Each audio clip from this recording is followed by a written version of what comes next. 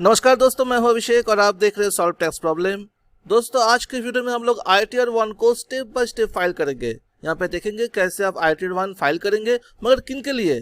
जिनका pension income है, जिनका इंटरेस्ट इनकम है और कोई एग्जेम्प्टेड इनकम हुआ है जो कि रिपोर्ट करना है। For example PPF public provident fund mature हो गया है, मोटा अमाउंट बैंक में आ चुका है, पर आपको तो रिपोर्ट करना है ना, वरना नोटिस आ सकता है। तो रिपोर्ट कैसे करेंगे, सारा चीज देखेंगे यहाँ पे हम लोग, और वो स्टेप बाय स्टेप यहाँ पे देखेंगे। फर्स्ट हम लोग पोर्टल पे आ चुके हैं। अब करेंगे क्या, कि file income tax return, file income tax return, step by step देखिए ध्यान से। यहाँ पे क्लिक करेंगे। उसके बाद दोस्तों आपको सिलेक्ट करना है क्या, असेसमेंट ईयर। यहाँ पे 22-23 में चूज कर लिया। फिर ऑनलाइन मोड करने के बाद कंटिन्यू।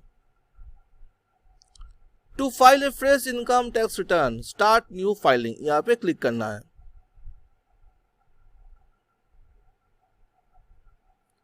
जो एसएससी है यहाँ पे इंडिविजुअल है, ऑलरेडी हाईलाइटेड है। मैं करूंगा यहाँ पे कंटिन्यू। अब दोस्तों यहाँ पे आपको ITR फॉर्म चूज करना है, जो कि इस केस में है ITR 1, और फिर मैं यहाँ पे करूंगा प्रोसीड विथ ITR 1। फिर दोस्तों होगा लेट्स गेट स्टार्टेड। अब दोस्तों यहाँ पे काफी सारे सवाल पूछेंगे कि क्यों आप ITR फाइल कर रहे हो। अब दोस्तों ध्यान दीजिएगा इस बात को, ऐसा नहीं कि आपका TDS कटा है तो रिफंड पाने के लिए आप ITR फाइल करोगे, या फिर आपका इनकम 2.5 लाख से ऊपर है तो फिर ITR फाइल करोगे। ऐसा 10 रीजन है जिसके वजह से, कंडीशन है, 10 कंडीशन है जिसके वजह से आपको ITR फाइल करना पड़ेगा। वो कंडीशंस क्या क्या है, इसके ऊपर मैं वीडियो बना चुका हूँ, आपको लिंक मिल जाएगा आई बटन में, आप ध्यान से देख लीजिएगा, ठीक है। अब इस केस में क्या होगा, taxable income is more than the basic exemption limit. अब मैं इसको चूज करके कंटिन्यू करूंगा।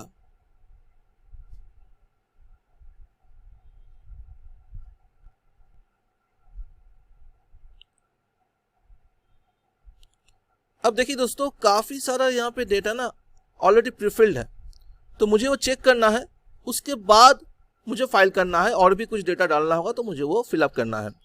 अब यहाँ पे देखिए पर्सनल इंफॉर्मेशन, पहले मुझे एक एक करके ये जो सेक्शन है मुझे फिलअप करना होगा, कंप्लीट होगा, फिर जाके दूसरा सेक्शन यहाँ पे हाईलाइटेड होगा। देखिए पहले यहाँ पे हाईलाइट किया है पर्सनल इंफॉर्मेशन, मगर जो GTI है, फिर डिडक्शन, फिर टैक्स पेड, देखिए हाईलाइटेड नहीं है। तो सबसे पहले मुझे यहाँ पे पर्सनल इंफॉर्मेशन को पूरा फिलअप करना होगा, फिर जब वो कंप्लीट होगा तो नया सेक्शन ओपन होगा। इसमें क्या कहना होगा, आपका Aadhaar number, PAN, contact details, bank details, ठीक है। थोड़ा देख लेते हैं यहाँ पे जो मेरा आधार नंबर, पैन, एड्रेस सब कुछ है, सब ओके है। यहाँ पे मुझे कुछ ठीक नहीं करना है, पर मुझे यहाँ पे नेचर ऑफ एम्प्लॉयमेंट चूज करना है।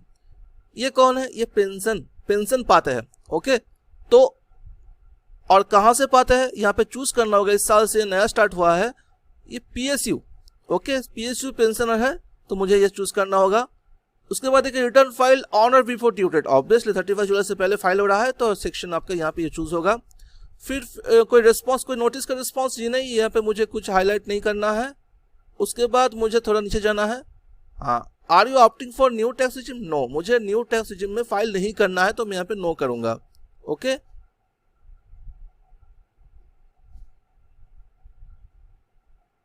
फिर दोस्तों यहाँ पे बैंक डिटेल्स है, आपको अपना जो भी बैंक है, एक बैंक डिटेल्स आपको रिफंड के लिए यहाँ पे इस तरह से चूज करना होगा। अगर कोई रिफंड है तो फिर उस बैंक में वो क्रेडिट होगा, ओके। और मुझे यहाँ पे कुछ नहीं देना है, मैं यहाँ पे कंफर्म करूंगा, और जैसे ही मैं यहाँ पे कंफर्म करूंगा,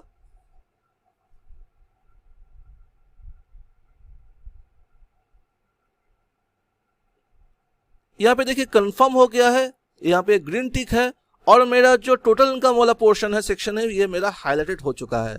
अब मैं यहाँ पे सारा डिटेल्स मैं यहाँ पे डालूंगा।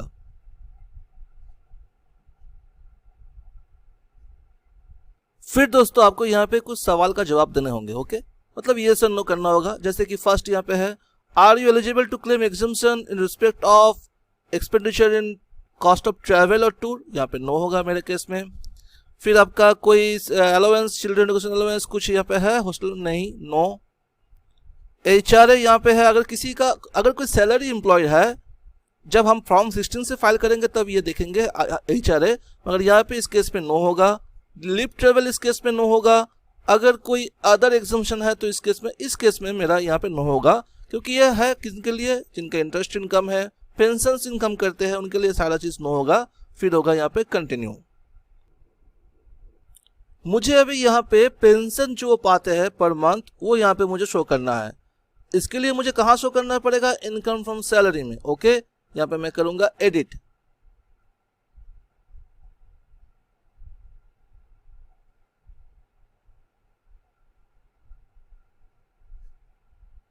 अब दोस्तों जितना पेंशन पाते हैं मुझे यहाँ पे डालना होगा।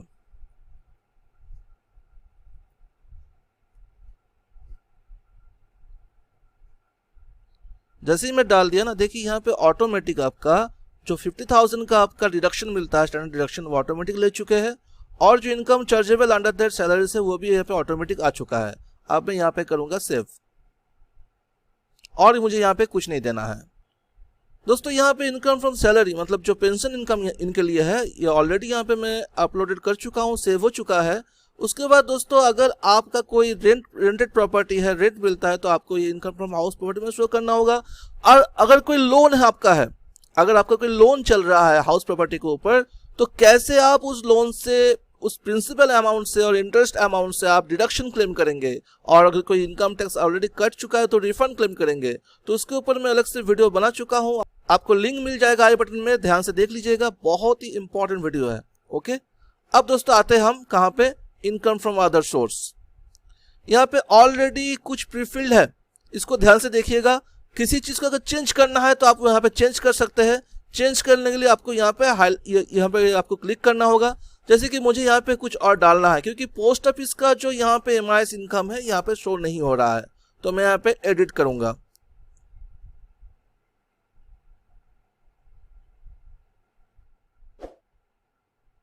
जो मेरा ओरिजिनल इनकम है मैं यहाँ पे डाल चुका हूं। अब मैं यहाँ पे करूंगा सेव।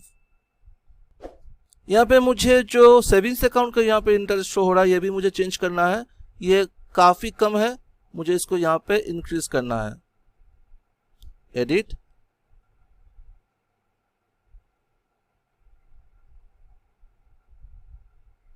उसके बाद दोस्तों मुझे यहाँ पे जो ओरिजिनल अमाउंट है मुझे यहाँ पे डाल देना है और फिर सेव करना है। दोस्तों मैं यहाँ पे सारा डिटेल शो कर चुका हूं। अब मुझे यहाँ पे शो करना है क्या, एग्जैक्ट इनकम। ओके, तो यहाँ पे मैं ऐड करूंगा, ऐड डिटेल्स, और फिर यहाँ से चूज करूंगा। मेरा यहाँ पे PPF मैच्योर हुआ है, तो PPF मुझे कहाँ पे शो करना है, जब भी PPF मैच्योर हो गया मैं उसका अमाउंट मेरे बैंक में आता है, मैं यहाँ पे शो करूंगा एनी अदर। उसके बाद यहाँ पे मैं दूंगा PPF मैच्योरिटी अमाउंट, और फिर यहाँ पे दे दूंगा जो अमाउंट आपका है वो अमाउंट मैं यहाँ पे दे दूंगा कि कितना मुझे PPF मैच्योर होने के बाद मिला है। फिर मैं इसको ऐड कर दूंगा। ये फॉर रिपोर्टिंग पर्पस है। ओके, अब दोस्तों मैं कर दूंगा कंफर्म, क्योंकि मुझे अब यहाँ पे कुछ डेटा नहीं डालना है। मेरा सारा इनकम मैं यहाँ पे शो कर चुका हूँ, एग्जिट इनकम मैं शो कर चुका हूँ। अब मैं करूंगा यहाँ पे कंफर्म। अब दोस्तों मैं यहाँ पे दूंगा डिडक्शन। यहाँ पे देखिए मेरा GTI भी कंफर्म हो चुका है। अब मैं यहाँ पे दूंगा यहाँ पे डिडक्शन।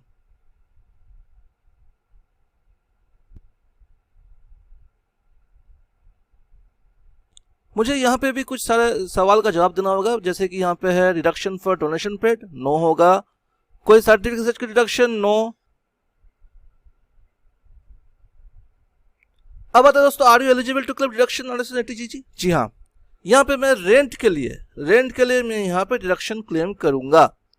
कितना मैं क्लेम कर रहा हूँ, यहाँ पे मैं पर मंथ 6,000 रेंट देता हूँ, तो मैं यहाँ पे 70,000 यहाँ पे मैं करूंगा, मगर मुझे उतना नहीं मिलेगा। कितना मिलेगा ये पता चल जाएगा। 80C में कुछ है? जी नहीं दोस्तों, 80C में कुछ नहीं है। 80D कुछ नहीं है यहाँ पे।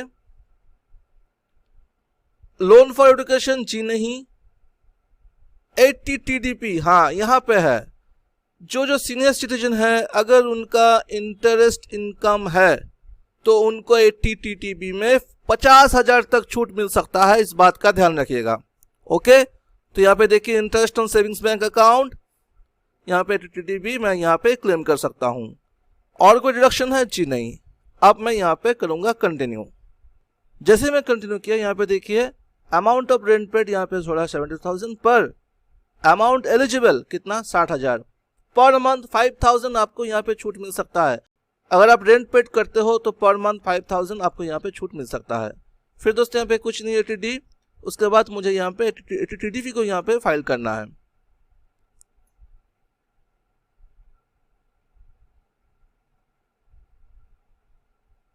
कितना अमाउंट होगा 50,000 और मैं इसको यहाँ पे ऐड कर दूंगा। अब दोस्तों मेरा यहाँ पे डिडक्शन आ चुका है, मैं इसको करूंगा कंफर्म।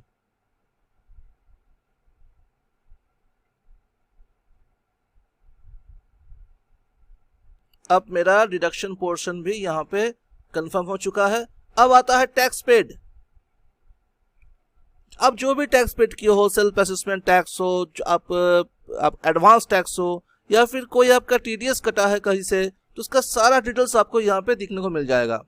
ध्यान से देखिएगा, अगर यहाँ से कुछ छूट जाता है तो फिर आपको फिर बाद में दिक्कत होगा, प्रॉपर रिफंड नहीं मिलेगा, प्रॉपर टैक्स का इन्फॉर्मेशन सरकार के पास नहीं जाएगा। तो यहाँ पे देखिए कोई सैलरी के ऊपर TDS तो है नहीं, मगर यहाँ पे अदर देन सैलरी का डिटेल्स आपको यहाँ पे डिटेल्स में क्लिक करना है और फिर एक बार देख लेना है कि सारा डेटा यहाँ पे जो है सही है कि नहीं।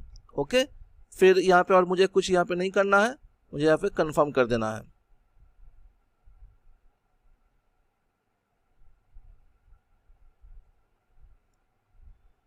अब दोस्तों मेरा मैक्सिमम काम यहाँ पे खत्म हो चुका है। अब मुझे देखना है टोटल टैक्स लायबिलिटी। यहाँ पे देखिए, यहाँ पे मेरा टोटल इनकम, फिर टोटल डिडक्शन, फिर यहाँ पे tax payable on total income.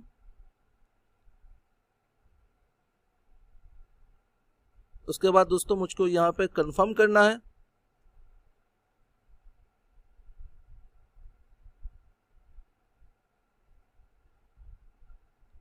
और कंफर्म करने के बाद मुझे यहाँ पे करना है प्रोसीड।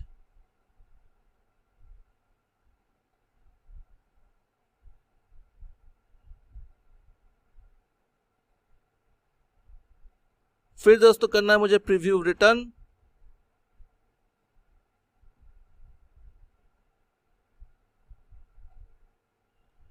मुझे यहाँ पे चेकलिस्ट पे यहाँ पे मुझे क्लिक करना है और फिर प्रोसीड टू प्रीव्यू में क्लिक करना है।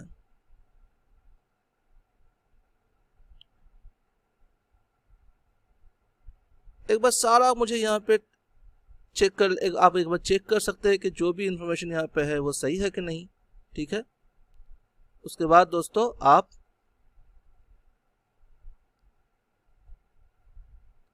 प्रोसीड टू वैलिडेशन में क्लिक करेंगे। यहाँ पे पता चलेगा जो डेटा यहाँ पे जा रहा है ये ओके है कि नहीं है।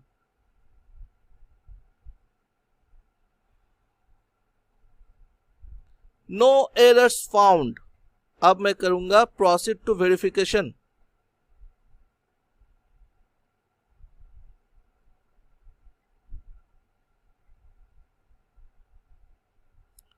दोस्तों यहाँ पे 3 तरह का है। एक है आपका ई वेरीफाई नाउ, आधार OTP हो गया, प्री वैलिडेटेड बैंक अकाउंट हो गया, कहीं से भी आप यहाँ पे ई वेरीफाई कर सकते हैं। ई वेरीफाई लेटर आपके पास 120 दिन का समय रहता है। और फिर है वेरीफाई थ्रू ITRV। आपको ITRV डाउनलोड करना है, उसको आपको साइन करके भेजना है कहाँ पे, बेंगलोर पे। ओके, और वो भी 120 दिन के अंदर। अब दोस्तों यहाँ पे मैं अभी ई वेरीफाई लेटर करता हूँ और मैं यहाँ पे कंटिन्यू करके रिटर्न को फाइल कर देता हूँ। Submit. You have uploaded the data successfully. You still need to verify। मुझे अभी यहाँ पे वेरीफाई करना है। ओके, कैसे वेरीफाई करते हैं इसके ऊपर मैं वीडियो एक बना दूंगा।